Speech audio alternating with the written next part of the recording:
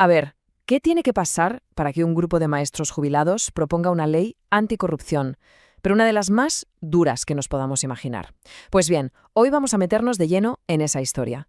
Es una historia de décadas que nos lleva a Costa Rica, una historia que va de promesas, de cómo se construye un país y el final de una sensación de traición muy, muy profunda.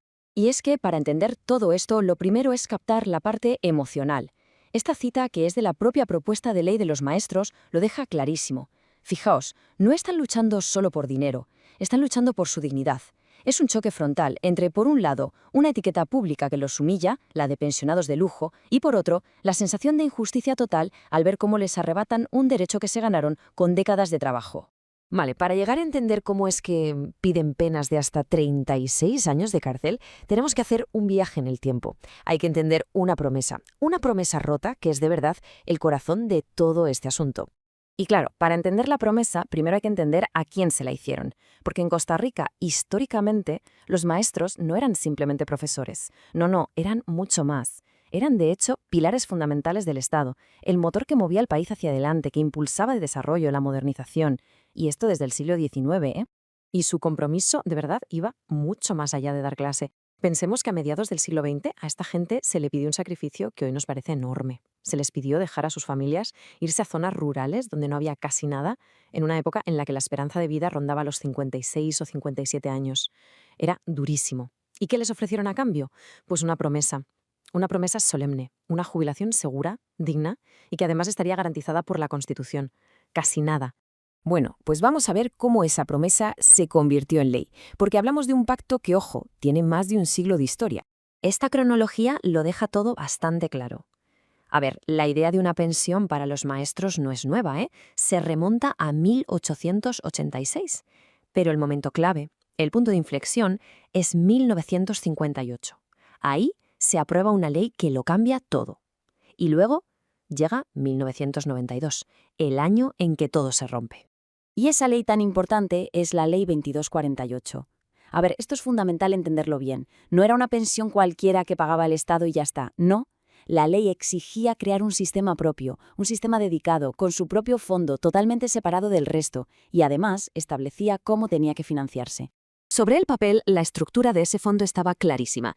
El problema, como tantas veces, es que del papel a la realidad, ahí es donde la historia da un giro de guión brutal.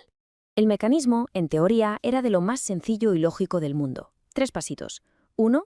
Los maestros aportaban un trozo de su sueldo. 2. El Estado, como jefe, ponía su parte. Y 3. Todo ese dinero iba a un fondo separado. ¿Y la clave de todo? Que ese fondo se tenía que invertir para que creciera por sí solo y así garantizar las pensiones del futuro. Simple, ¿verdad? Pues aquí es donde llega el giro, el punto clave de toda la historia. Porque durante 34 años, desde 1958 hasta 1992, los maestros y el Estado cumplieron su parte, ponían el dinero mes a mes. Pero el tercer paso, el de crear el fondo, ese paso nunca se dio. El Estado recogía el dinero, sí, pero el fondo separado, el que mandaba la ley, sencillamente nunca se creó. El dinero se usó para otras cosas. Entonces, ¿qué pasa cuando tienes un fondo de pensiones que existe en la ley, pero no en la vida real? Pues que las consecuencias son enormes y, de hecho, llegan hasta el día de hoy. Para que nos hagamos una idea de la escala del problema, hablamos de unos 46.000 maestros. 46.000. Gente que había estado cotizando para su propio fondo y que de repente se vio metida en un sistema diferente. Un sistema donde sus pensiones salen directamente del presupuesto del país de cada año. Y claro, eso genera una presión fiscal brutal. Y a partir de ahí, las consecuencias son como un efecto dominó, pero devastador. Como no hay un fondo propio, el dinero para las pensiones tiene que salir del presupuesto general. ¿Y esto qué provoca?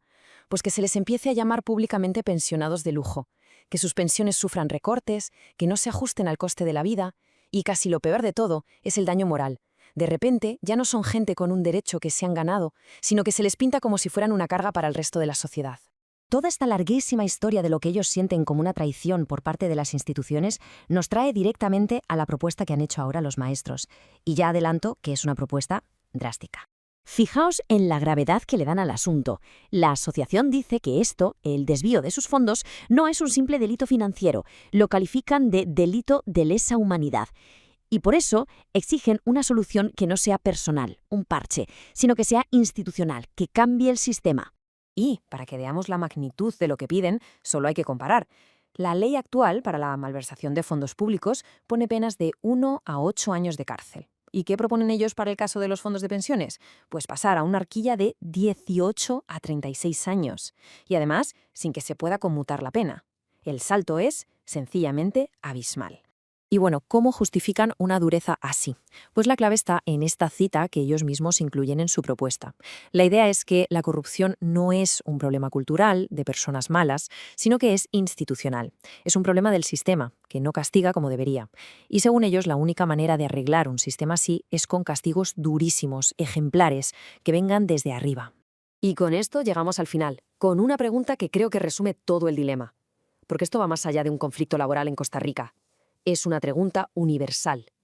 Cuando la confianza en las instituciones se rompe de una forma tan bestia y durante tanto tiempo, ¿hasta dónde tiene que llegar la ley para intentar repararla? ¿Qué medidas, por muy extremas que nos parezcan, son las necesarias para, al menos, empezar a reconstruir esa confianza perdida?